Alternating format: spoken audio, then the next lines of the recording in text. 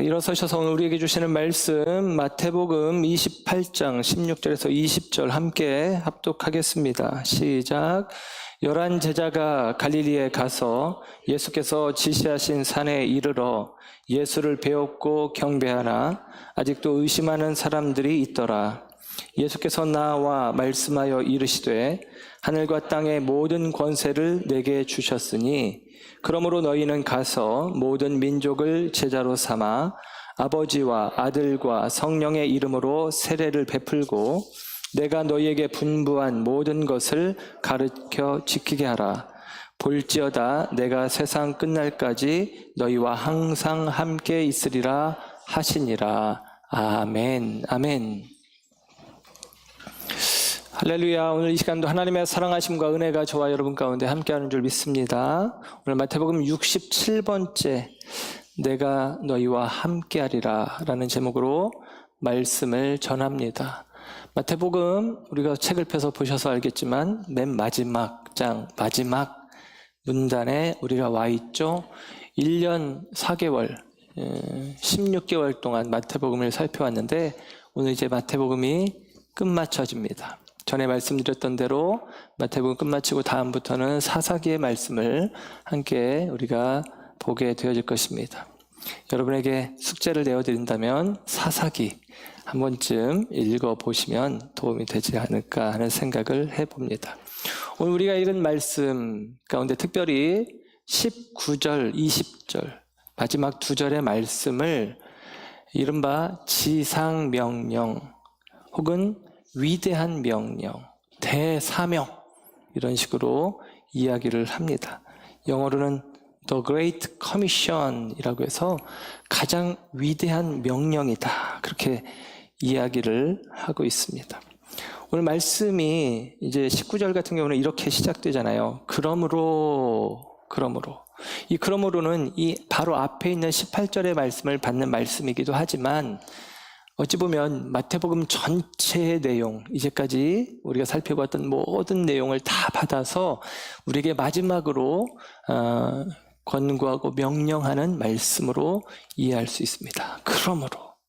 그러므로 너희는 가서 모든 족속으로 제자를 삼아 아버지와 아들과 성령의 이름으로 세례를 주고 내가 너희에게 분부한 모든 것을 가르쳐 지키게 하라. 여러분, 이 대사명, 이 지상명령 앞에 저와 여러분들이 있습니다. 곧 저와 여러분들이 부활하신 예수 그리스도, 우리 가운데 선포되어진 십자가의 복음을 증거하고 나타내는 삶이 우리에게 요구되는 삶입니다. 마가복음이나 누가복음에는 물론 장소는 좀 다른 느낌이 있지만 이 마가복음과 누가복음을 끝마치면서도 성경은 우리로 하여금 예를 들면 천하 만민에게 가서 복음을 전하라 이런 말씀으로 끝마쳐지는 거예요. 복음서의 끝은 복된 소식을 너희들이 전하라 라고 하는 것입니다. 사도행전 20장에 보면 사도 바울이 3차 전도 여행을 끝마칠 쯤 그가 급히 예루살렘으로 가는, 절기를 지키기 위해서 예루살렘으로 가는 과정 가운데 에베소에서는 좀 떨어져 있지만 밀레도라고 하는 항구에 머물면서 에베소를 굉장히 아꼈는데 에베소에 가지 못하고 에베소의 장로들을 초대해서 마지막으로 권면의 이야기를 하는 장면이 사도행전 20장에 있습니다. 그 사도행전 20장 24절 25절에 사도 바울이 이런 표현을 합니다. 내가 달려갈 길과 주 예수께 받은 사명 곧 하나님의 은혜의 복음을 증언하는 일을 마치려 하면은 나의 생명조차 조금도 귀한 것으로 여기지 아니하노라. 보라, 내가 여러분 중에 왕래하며 하나님의 나라를 전파하였으나 이제는 여러분이 다 내 얼굴을 다시 보지 못할 줄 아노라. 여러분이 다시는 내 얼굴을 못 볼 줄 내가 안다. 예루살렘에 가면 나는 이제 결박되어지고 죽는다. 주님이 내게 이것을 말씀해 주셨다. 그럼에도 불구하고 내게 주어진 사명, 곧 하나님의 은혜의 복음을 전하는 일, 그 일을 전하기 위해서는, 그 복음을 전하는 일을 끝마치기 위해서는 나의 생명도 조금도 아낌없이 내어드릴 수 있다. 바울이 이렇게 선언하고 있습니다. 사랑하는 여러분, 저와 여러분에게 있어서 오늘 우리가 마태복음을 가름하면서 우리가 살피는 이 위대한 명령, 이 대사명 앞에서 저와 여러분들의 마음과 또 저와 여러분들의 결정이 오늘 사도 바울과 같기를 주님의 이름으로 축원합니다. 7년 전인데요. 2013년에 CBS 프로그램 가운데 크리스천 나우라고 하는 프로그램에 복음주의 3인방이라고 하는 한국교회의 대표적인 네 분의 목사님 가운데 이제 한 분인 홍정길 목사님, 그분이 이제 대담 프로에 참여하신 적이 있습니다.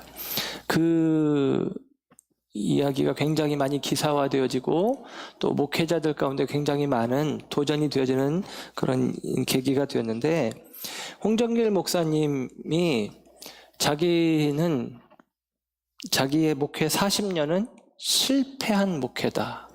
자기 목회는 실패했다라고 그렇게 고백을 한 것입니다.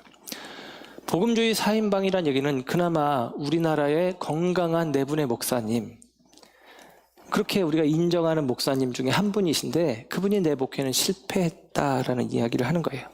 자기는 대형교회를 본으로 삼았던 점을 후회한다라고 이야기합니다. 특별히 미국에 있는 대형교회, 그리고 그 대형교회들을 목회했던 목회자들, 그들을 이제 로버트 슐러나 잭 하일스, 척 스미스 등등 이른바 이제 미국 가운데 이제 미국 교회 가운데 성장하는 교회들을 모델링 삼아서 그가 이제 목회를 해오고 또 한국 교회 안에서 인정받는 목회자가 되었음에도 불구하고 그는 그와 같은 자신의 목회 일련의 결과물을 실패라고 규정하고 있는 것입니다. 홍 목사님께서는 목회한 시절이 교회가 문을 열면 사람이 몰려올 때라 좋은 교회를 잘 따라, 좋은 기회를 잘 따랐다, 때가 좋았다라고 고백을 하면서 시간이 흐르고 나서 교회를 다시 보았을 때 이렇게 표현을 합니다. 교회에는 거대한 예배당만 남았고 한 영혼을 귀히 여기는 그리스도인은 없었고 열매는 남지 않았다. 그분이 가장 가슴 아프게 표현한 대목이 바로 이 대목입니다. 커다란 예배당이 남았고 한 영혼을 귀히 여기는 그리스도인은 없었고 열매는 남지 않았다. 그러면서 이런 권면을 합니다. 말씀대로 살려는 새로운 세대가 한국 교회에 등장해야 된다. 특별히 자기 이후에 후배 목회자들이 그런 목회자들이 되었으면 좋겠다. 말씀을 몸으로 실천하는 자세가 필요하다. 그런 이야기를 합니다. 그러면서 이렇게 결론 짓습니다. 내가 예수 그리스도를 따르듯 당신도 나를 따르라 라고 말할 수 있는 목사와 제자 훈련이 아니면 다 가짜다 라고 이야기를 합니다. 나를 따르라. 내가 예수를 따르듯 나를 따르라.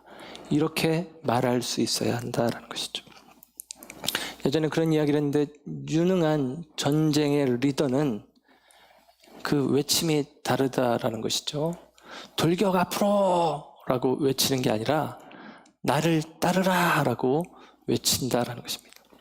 돌격 앞으로, 니들이 나가, 니들이 먼저 가서 총 맞나 안 맞나 한번 보자, 이게 아니라 나를 따르라 하고 앞에 서는 사람이 필요하다라는 것입니다. 그때 사람들이 와 하고 따라가는 것이죠. 여러분, 저와 여러분이 오늘 우리의 삶 가운데 어떠한 모습으로 하나님 앞에 설 것인가 한번 좀 다시 생각해보는 시간이 되어지기를 또 기대합니다. 교회 안에 많은 싸움들이 있어요. 교회 안에서 싸우는 일들이 많습니다. 물론 서로 감정이 상해서 삐지고 째지고 하는 경우들도 있지만 교회 안에서 때로는 교회를 아끼고 사랑하는 마음으로 싸우는 사람들이 있습니다. 두 사람이 이렇게 볼 때 교회를 아끼는 마음들이에요. 그런데 둘이 싸워요. 왜냐하면 생각이 다르기 때문입니다. 그래서 제가 제자 훈련할 때 그런 질문을 하죠. 교회가 해야 될 일 가운데 가장 중요한 게 뭐냐? 제일 중요한 게 뭐냐? 그런 질문을 합니다. 사람마다 다르게 생각을 하는 것이죠.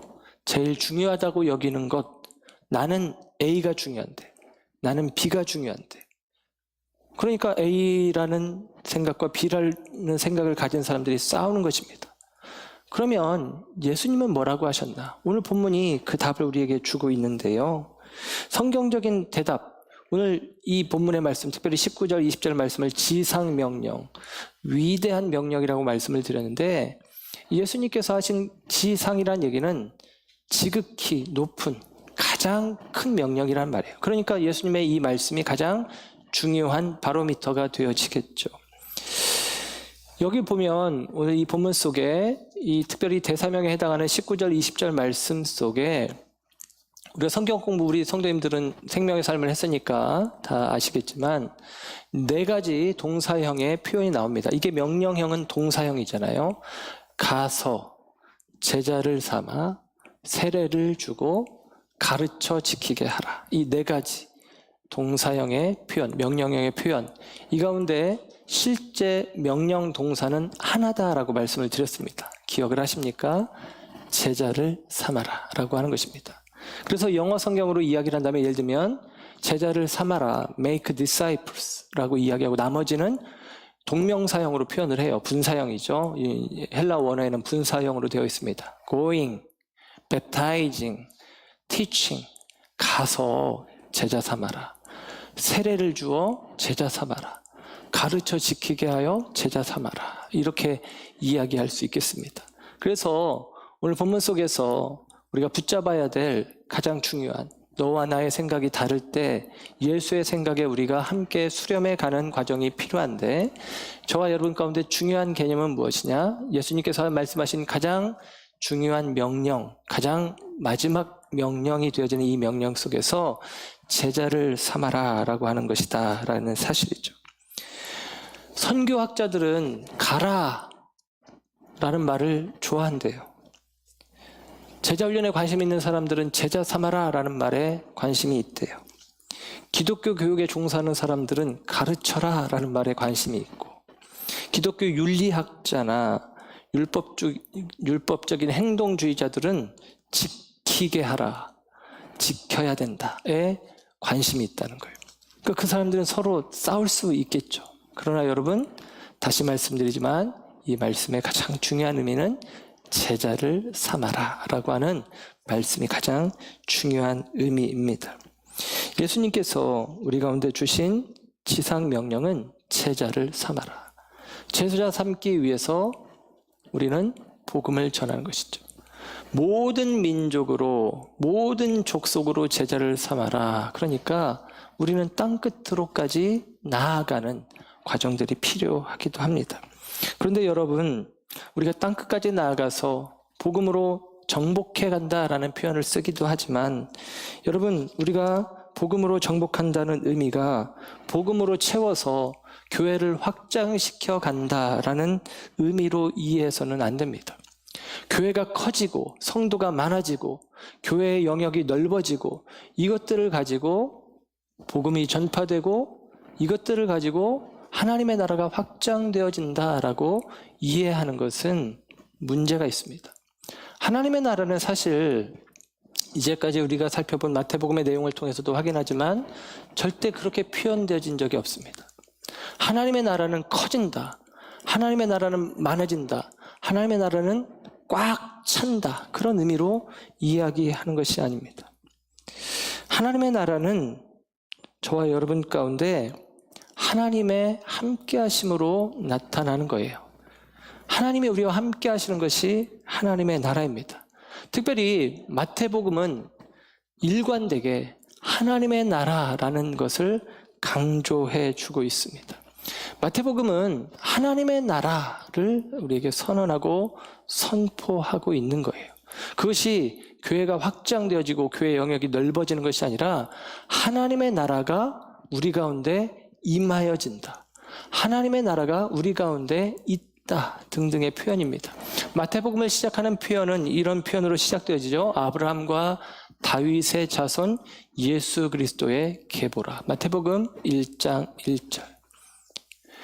여기서 이 계보라는 말, 이 말은 영어로는 Genesis, 그리고 이것이 성경 창세기의 의미입니다. 그래서 창조라는 의미로 이해해 볼 수 있다라고 마태복음을 시작하면서 제가 말씀을 드렸어요. 하나님께서 창조하셨습니다. 그런데 인간이 죄 가운데 범죄하여 타락하게 됩니다. 그래서 하나님께서 그 타락한 인간들을 구원하시려고 예수 그리스도를 보내주셔서 우리를 구속해 주십니다.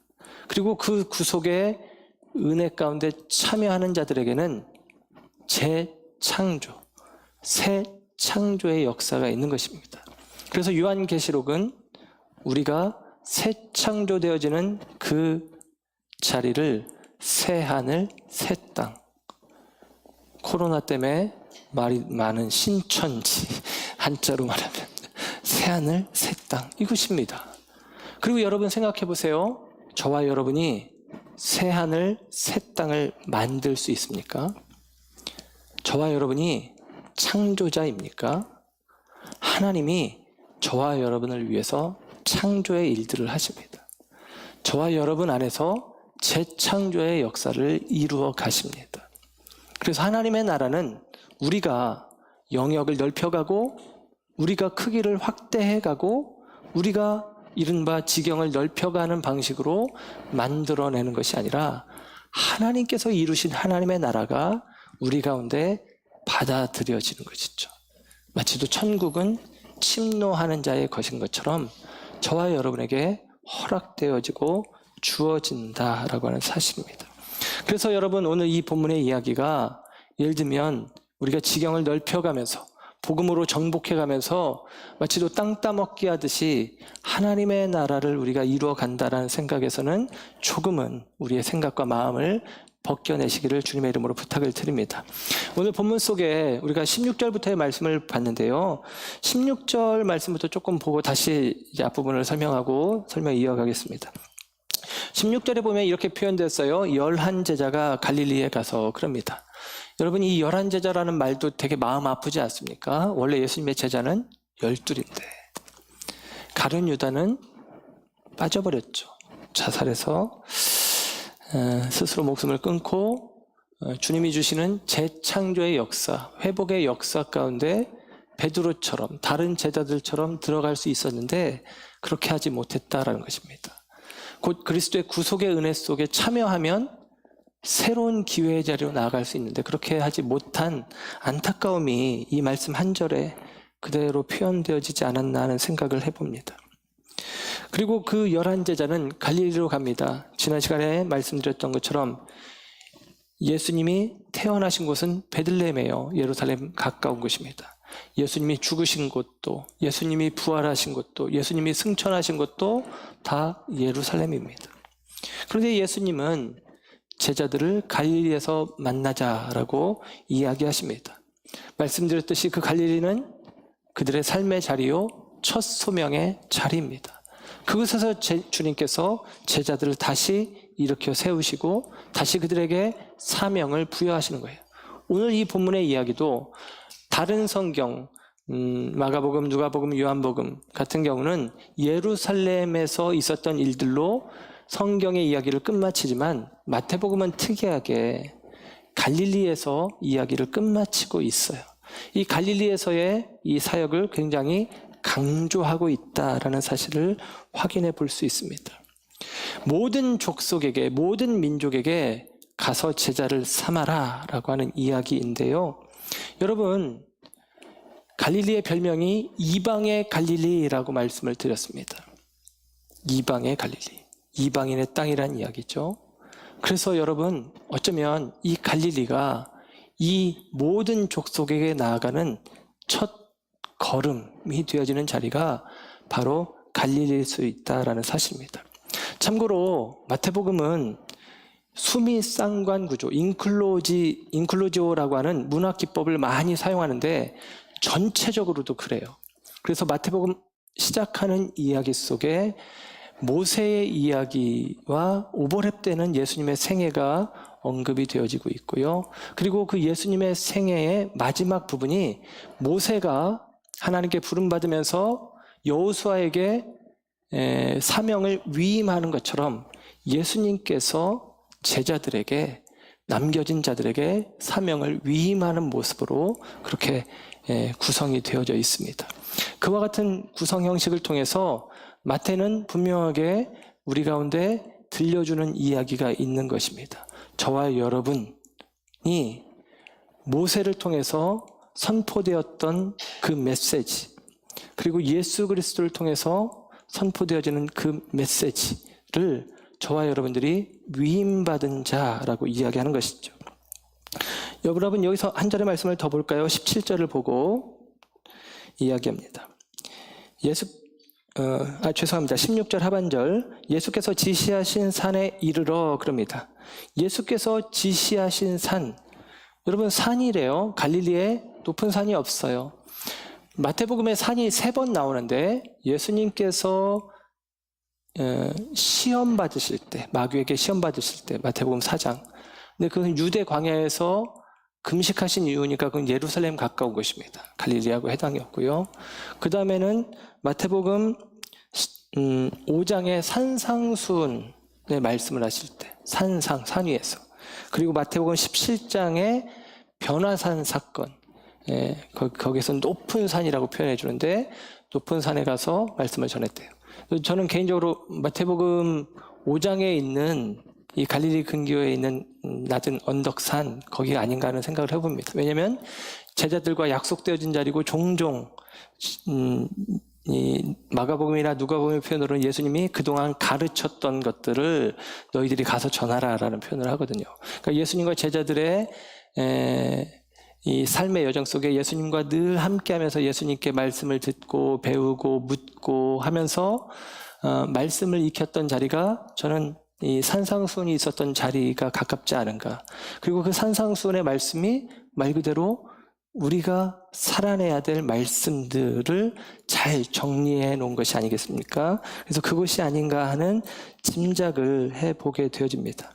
그래서 이 산상수훈을 통해서 예수님께서 구약에 있었던, 특별히 모세를 통해서 주어졌던 말씀, 신의 산 언약을 이 갈릴리에 있는 산 위에서 재조명해 주시고, 그리고 이전에 너희들이 알던 것보다 훨씬 더 누구든지 이 말씀을 온전히 지키지 아니하면 하나님 나라에 합당하지 않다라고 할 정도로 예수님께서 하나님의 말씀을 온전히 지켜 행할 것에 대해서 강조한 표현이 또한 산상수훈의 말씀 가운데 있기도 합니다. 저와 여러분 가운데, 그래서 이 마태복음의 이야기를 전체적으로 종합을 해보면 하나님의 말씀을 살아내는 것, 그리고 그 말씀을 저와 여러분이 증거하는 것, 그리고 그 말씀이 성취되어지는 자리가 하나님의 나라라고 이야기할 수 있겠습니다.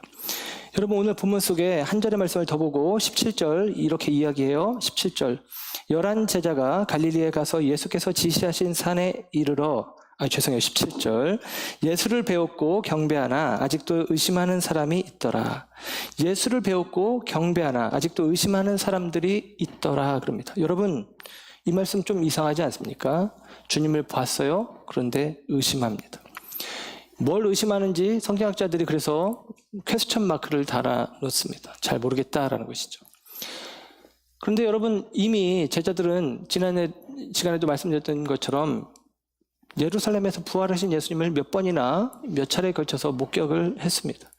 그리고 오늘 이 본문의 이야기를 요한복음과 곁들여서 이야기한다면 갈릴리 바닷가에서 깊은 데로 가서 그물을 내려라 했을 때에, 배 오른편에 그물을 내려라 했을 때에 고기를 많이 잡았던, 그리고 베드로에게 내 양을 먹이라, 내 양을 치라, 내 양을 먹이라 했던 그 말씀 이후의 사건일 것 같아요. 왜냐하면 이 말씀하시고 마태복음은 승천하는 것으로 이제 묘사를 해주고 있기 때문입니다.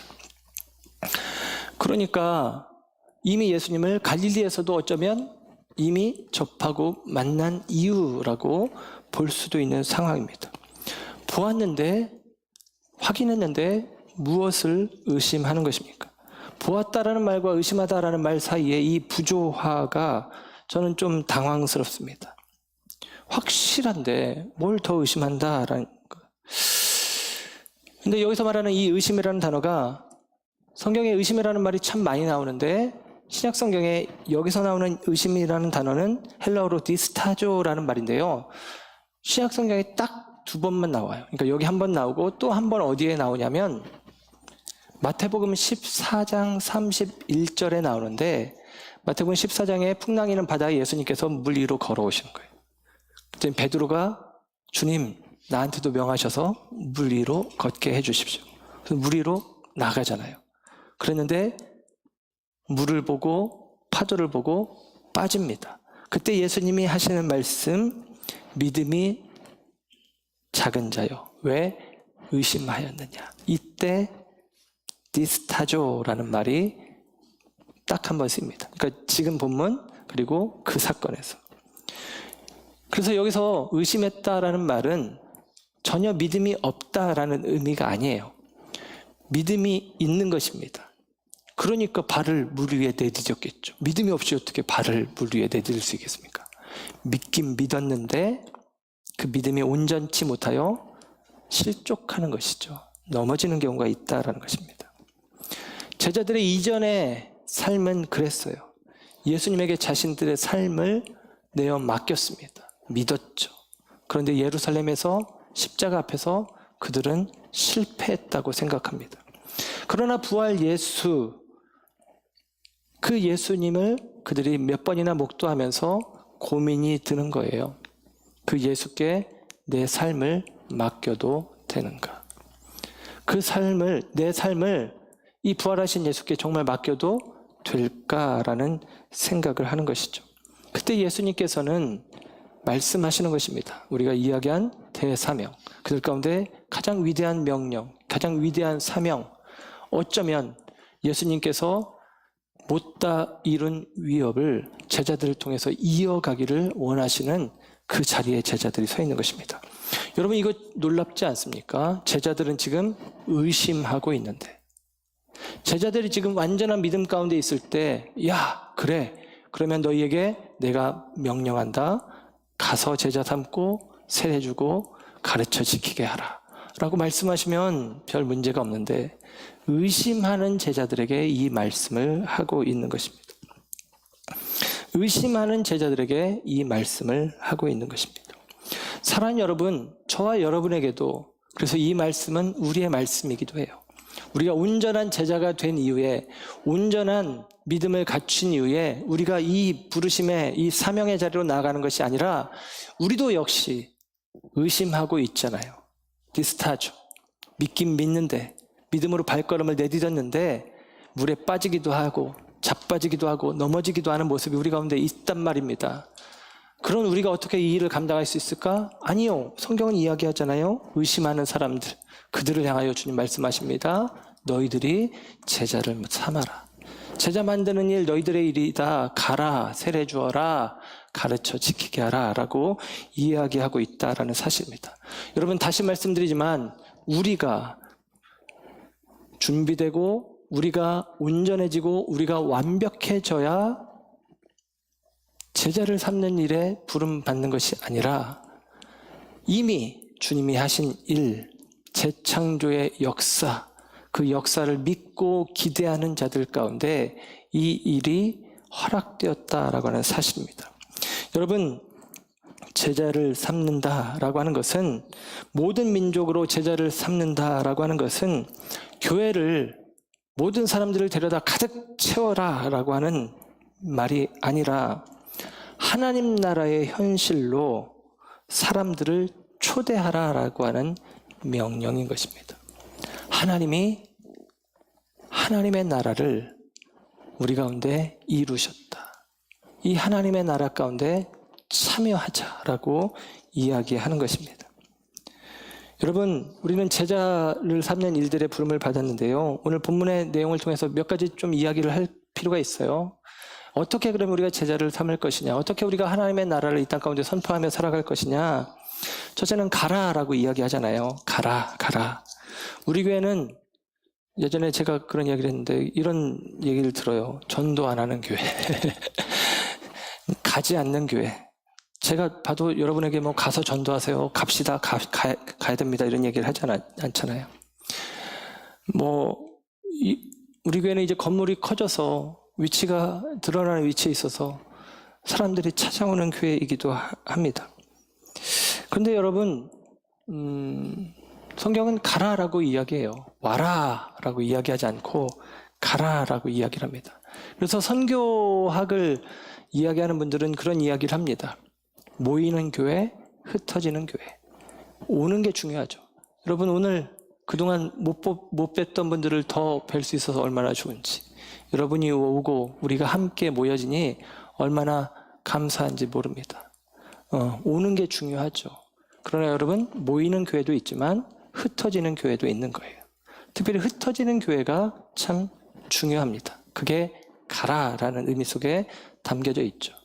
우리가 어쩌면 온라인 예배를 통해서 그동안 예배를 참여하지 못하고 코로나19 사태 가운데 우리가 주님의 몸된 교회로서 어떻게 이 시대 속에서 우리가 섬김의 일들을 할 것인가 라고 고민한 결과가 우리가 기꺼이 모이지 않겠다, 기꺼이 우리는 흩어진 교회로 살아가겠다라는 결정인 것처럼 저와 여러분이 흩어진 교회의 모습이 저와 여러분 가운데 우리들의 삶의 현장에서 신앙인의 모습으로 살아가는 것으로 충분합니다. 가라라는 의미가 예를 들면 가서 전도해야 된다, 전도지를 들고 나가야 된다, 이것만을 이야기하는 것이 아니라 삶의 현장에서 우리 자신이 신앙인으로 살아가는 거예요. 그게 흩어진 교회라는 것이죠. 내가 삶의 자리에서 교회로, 그리스도인으로 살아가는 것입니다. 다시 말씀드리지만 이 소명이 갈릴리에서 주어진 것, 갈릴리라는 자리가 첫 소명의 자리인 동시에 그들의 삶의 자리였다라는 것이죠. 그들의 삶의 자리, 그 자리에서 이 소명이 주어지는 것입니다. 모여지는 교회를 넘어 흩어진 교회, 가는 자리, 저와 여러분의 삶의 자리에서 그리스도인으로 살아내는 것이 중요합니다. 그래서 이렇게 이야기할 수 있어요. 썬데이 크리스천이 아니라 에브리데이 크리스천으로 살아가는 것이 우리에게 주어진 제자됨의 요청이고 제자를 만들어가는 과정 중에 필요한 내용입니다.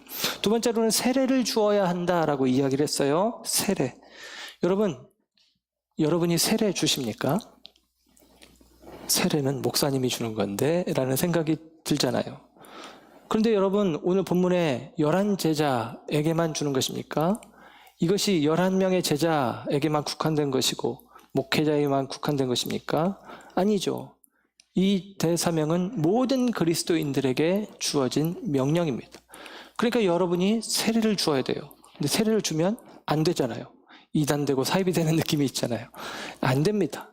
그러면 이 말의 의미가 무엇이겠습니까? 여러분, 세례가 언제부터 시작되어진 것이냐? 학자들마다 의견이 달라요. 그 세례의 시작을 제사장을 구별하는 정결 예식으로부터 시작되어진 것으로 생각을 합니다. 정결예. 그래서 몸을 씻는 것이죠. 그래서 세례의 의미는 이런 거예요. 씻음이라는 의미가 있고, 씻으면 어떻게 되죠? 깨끗해지죠. 깨끗함이라는 의미가 있는 것입니다. 씻음과 깨끗함이라고 하는 의미가 있는 거예요. 그럼 세례를 준다는 것이 우리가 이제 예식상, 교회에서의 예식상의 세례는 성직자, 목회자에게 제한되어 있는 영역으로 우리가 인정을 합니다. 그게 또 건강하겠죠. 그런데 여러분, 우리가 가서 세례를 베풀어야 되는, 모든 사람에게 해당하는 이 세례의 의미는 그럼 무엇이냐? 저는 이렇게 말씀을 해석해 봅니다. 죄 사함을 선포하는 거예요. 여러분이 세례를 준다는 것은 씻어 깨끗해 하는 것이잖아요. 예수 그리스도의 십자가의 보혈의 능력을 선포하고 예수 그리스도의 십자가의 능력 안에서 옛사람은 죽고 새 사람으로 살 수 있다는 사실을 선포하는 것입니다. 여러분이 그것을 얼마든지 할 수 있는 것이죠. 죄에 대하여는 죽은 자요, 하나님께 대하여서는 산 자가 되어진다라고 우리가 그들에게 말해주는 것입니다. 예수 그리스도 안에서 새롭게 되어진다. 예수 그리스도 안에서 우리의 죄는 떠나간다라고 선포해 줄 수 있다라는 사실입니다. 세 번째로는 가르쳐 지키게 하라라고 하는 것입니다. 동사형의 표현은 가르쳐예요. 가르치다. 세례가 엄격하게 말하면 세례는 신앙 고백의 시작이라고 할 수가 있어요. 그리고 가르침을 통해서 제자가 되는 것입니다. 결혼했다고 바로 남편, 아내, 결혼하면 바로 남편이고 아내죠. 그러나 남편다운 남편, 아내다운 아내, 아버지다운 어머니다운 아버지 어머니가 되는 것처럼 제자들에게 필요한 것이 바로 가르침입니다. 제자이기 때문에 가르치는 거예요. 가르쳐서 제자가 되는 것이면, 우리는 물론 제자 훈련, 가르침이라는 훈련을 통해서 제자를 만들려고 하는 과정들이 우리 가운데 있어요. 그러나 사실 엄밀하게 따져보면 제자를 가르쳐서 만드는 게 아니라 제자이기 때문에 가르치는 것입니다. 아까도 말씀드렸듯이 우리가 온전하기 때문에 이 사명을 이루는 게 아니라, 온전하지 못하고 의심하고 있는데도 이 일을 한다는 얘기는 의심하고 있어도 제자인 것이고 부족해도 제자인 거예요. 그러나 언제까지 의심할 것이고 언제까지 부족할 것입니까? 그래서 우리는 가르침, 훈련이라는 과정을 통해서 제자다운 제자가 되어지는 과정에 들어가는 것입니다. 바울은 그런 표현을 했어요. 그리스도의 장성한 분량에 이르기를 원한다라는 것이죠. 너희들이 그렇게 자라기를 원한다. 그때 우리는 이렇게 말할 수 있어요. 나를 따르라. 내가 그리스도를 따르는 것처럼 너도 나를 따라라 라고 그때 비로소 이야기할 수 있습니다. 그런데 바울은 이런 표현을 해요. 나를 본받아라 라고 이야기하기도 하지만 바울은 또 이런 표현도 해요. 내가 아직 잡은 게 아니야. 내가 아직 이룬 게 아니야 라고 이야기하기도 합니다. 에베소서 4장 13절은 바울이 이 말을 이렇게 들려줍니다. 우리가 다 하나님의 아들을 믿는 것과 아는 것에 하나가 되어 온전한 사람을 이루어 그리스도의 장성한 분량이 충만한 데까지 이르리니, 그럽니다. 온전하여 그리스도의 장성한 분량이 충만한 데까지 이르르는 영적 성장, 성숙이 우리 가운데 기대되고 있는 거예요. 그게 제자화의 과정이겠죠. 그런데 여러분, 그것을 위해서 필요한 것이 무엇이냐? 믿는 것과 아는 것이 하나가 되어지는 것입니다. 믿는 것과 아는 것이 하나가 되어지는 과정, 그 과정이 가르쳐 지키게 하는 과정인 거예요. 믿는 것과 아는 것이 하나가 되는 것. 믿음이 없는 지식으로 신앙생활할 때는 그냥 바른 생활, 착한 삶을 위한 종교 생활이 되어질 수 있습니다. 박애주의자가 될 수 있죠. 예를 들면 슈바이처, 우리가 존경한다는 사람들이 있는데 슈바이처는 성경에 있는 기적들을 믿지 않았어요. 그냥 역사적인 예수라는 표현을 쓰면서 그냥 예수님이 하신 좋은 말씀들, 그런 거 그냥 살아내자. 박애주의자 같은 마음이죠. 근데 여러분, 세상에 박애주의자들이 많지만 그들이 다 신앙인은 아니고 예수 제자는 아니다라는 사실입니다. 지식이 없는 믿음으로 살 수가 있죠. 지식이 없는 믿음. 그런 경우는 대부분 이래요. 아무 때나 아멘 합니다. 앞뒤 가리지 않고 아멘 하고 반응을 합니다. 근데 여러분, 그것은 옳지 않습니다.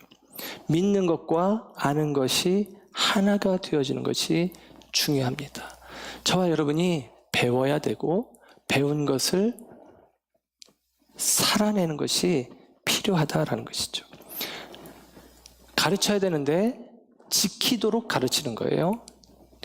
지킬 수 있도록 가르치는데, 이 지키다라는 말이 예를 들면 이렇게 번역이 돼요. NIV 영어 성경에는 obey, 순종한다라는 말로 번역이 되어지고, KJV 역에서는 observe라는 말로 번역이 됩니다. 이것은 준수하다 혹은 주시하다라는 말이에요.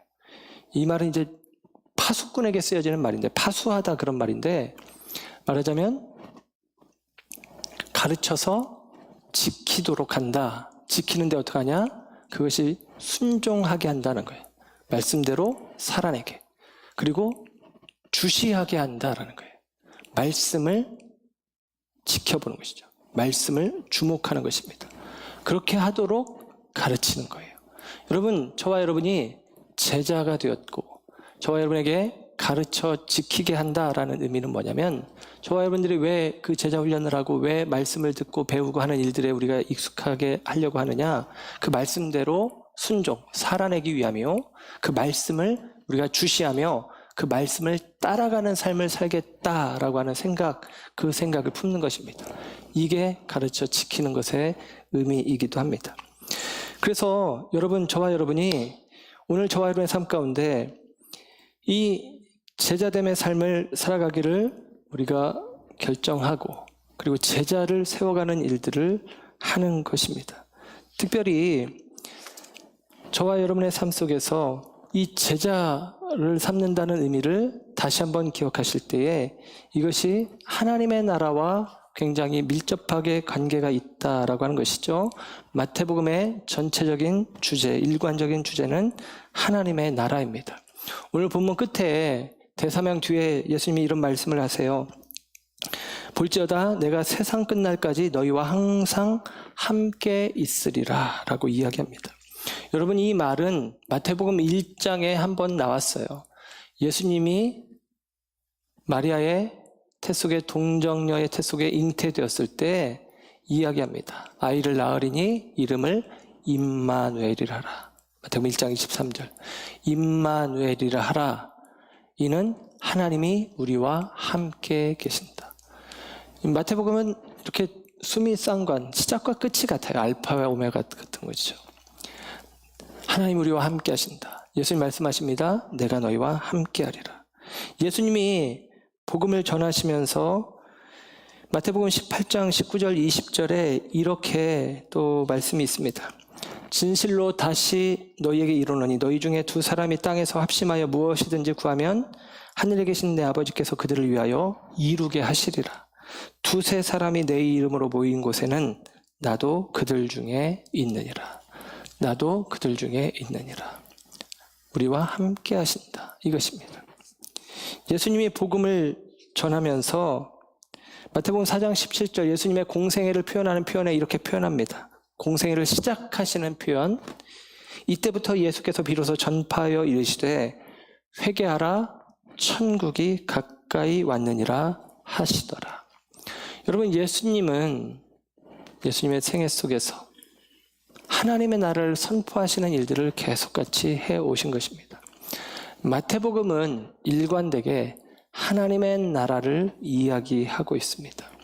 예수님께서 이 땅에 오신 이유, 우리 가운데 들려진 복음, 그것은 무엇이냐? 하나님의 나라.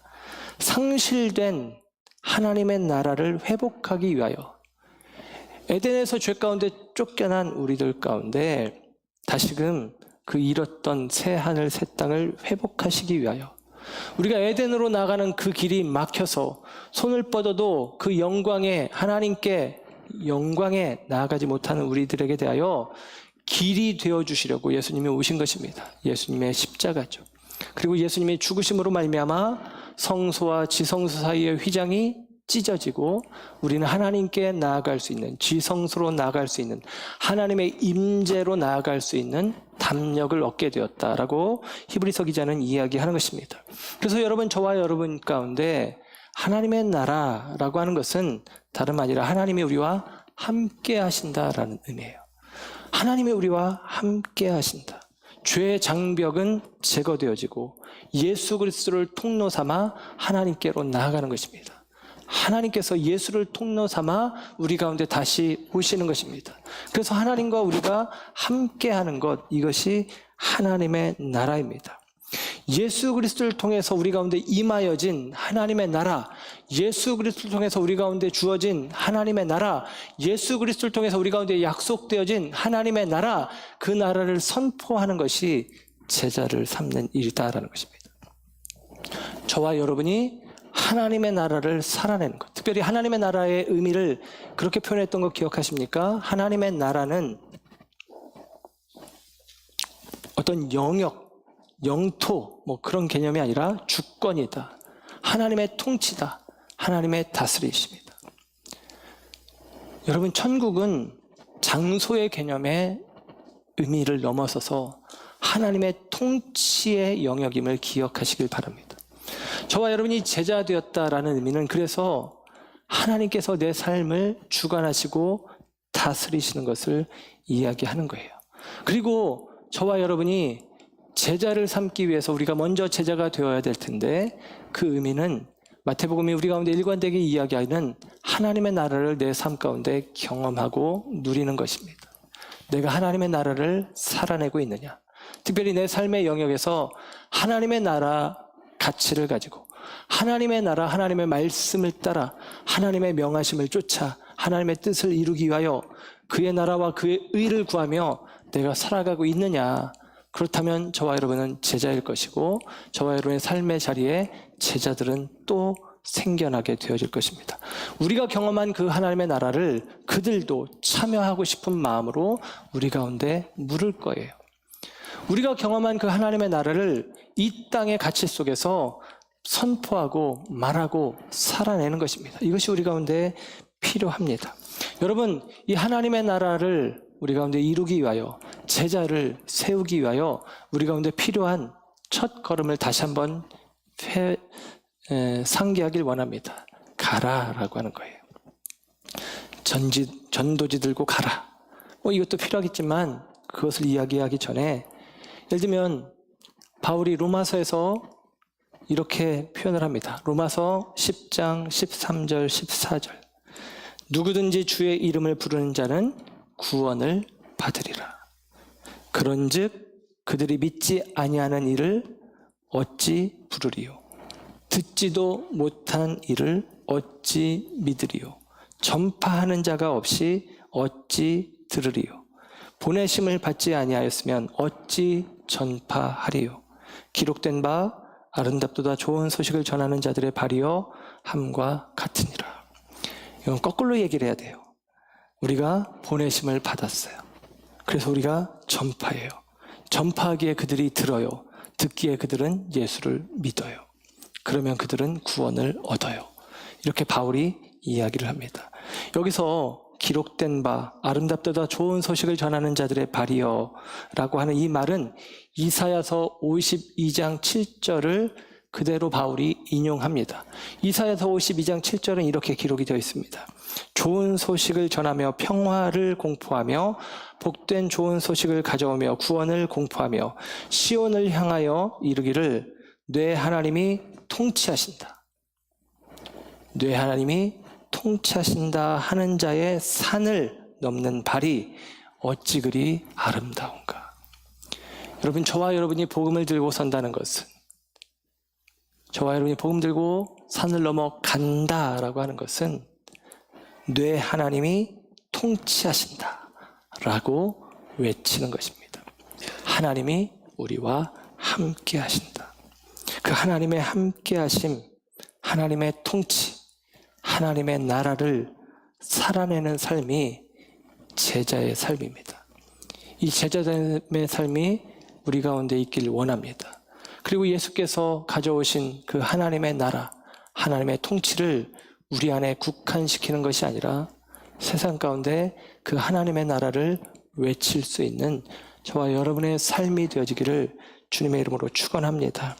말씀을 가름하면서 오늘 제자를 삼는 것이 포인트라고 말씀을 드렸는데, 이것과 관련되어서 아주 유명한 책이 있습니다. 카일 아이들먼의 팬인가 제자인가 라고 하는 아주 유명한 책이 있습니다. 그 책의 에필로그, 가장 마지막에 그 에필로그의 제목을 달아주었는데, 내 마음속에 윌리엄 보든의 새 문장, 내 마음속에 윌리엄 보든의 새 문장이라고 하는 제목을 다뤄줬어요. 이 윌리엄 보든이라고 하는 사람은 낙농회사의 상속자로 태어났습니다. 그러니까 그는 그냥 아버지 재산을 물려받으면 우리식으로 표현하면 수조원대의 재산가가 되어지는 것이죠. 그런데 그 윌리엄 보든이 고등학교를 졸업할 때 세계 여행을 할 수 있도록 아버지에게 도움을 받습니다. 그래서 유럽, 아시아 등등을 이렇게 다니게 되었는데, 그러다가 이 사람이 복음 선교에 대한 소명을 갖게 된 거예요. 복음을 듣지 못한 사람들이 많구나, 예수에 대해서 모르는 사람들이 많구나 하고서 소명을 받은 것입니다. 그래서 그는 예수님을 위한 선교의 삶을 바치겠다고 편지를 부모에게 씁니다. 그리고 나서 자신의 성경책에 한 문장을 썼어요. No reserve, no reserves. 남김없이. 고등학교 졸업하고 아버지의 권면을 따라서 예일 대학에 입학을 하고 프린스턴 대학원에서 이제 대학원까지 마치고 그는 이제 사역을 하게 되는데, 그가 이제 대학교를 다닐 때, 예일 대학을 다닐 때 경건 훈련 모임, 마치도 존 웨슬리 목사님처럼 경건 모임을 만들어서 성경 읽기, 기도 모임 등등을 했다고 합니다. 그가 그 대학을 졸업하면서 성경책 뒤편에 또 한 문장을 썼습니다. No retreat. 후퇴 없이 물러서지 않겠다는 것이죠. 그리고 그가 중국 선교를 마음먹고 중국에 가기 전에 아랍어를 좀 공부할 그런 기회를 얻기 위해서 이집트 카이로에 가서 아랍어를 배우게 되었는데, 그만 그곳에서 척수막염이라고 하는 병에 걸려서 한 달 뒤에 아쉽게 25살의 나이에 세상을 떠나게 됩니다. 그가 세상을 떠난 뒤에 그의 성경책 속에서 나머지 한 문장이 발견이 되었대요. 그 문장은 No regret, 후회 없이라고 하는 말입니다. 후회 없이, 남김 없이, 후퇴 없이, 후회 없이. 카일 아이들만은 책 말미에 이 윌리엄 보든의 이야기를 들려주면서 이렇게 표현합니다. 그는 영원토록 그리스도의 제자로 기억될 것이다. 사랑하는 여러분, 저와 여러분은 제자입니다. 이미 제자입니다. 그런데 우리는 의심하죠. 부활하신 예수님을 믿으면서도 의심합니다. 나와 같은 자에게 사명을 맡겨주신 예수님, 그 앞에서 우리는 부족하다고 여깁니다. 그럼에도 불구하고 저와 여러분에게 예수님은 이 대사명을 위임해 주셨어요. 저와 여러분에게 주어진 명령입니다. 이 명령 앞에서 우리는 다시 한번 마음에 결단하길 원합니다.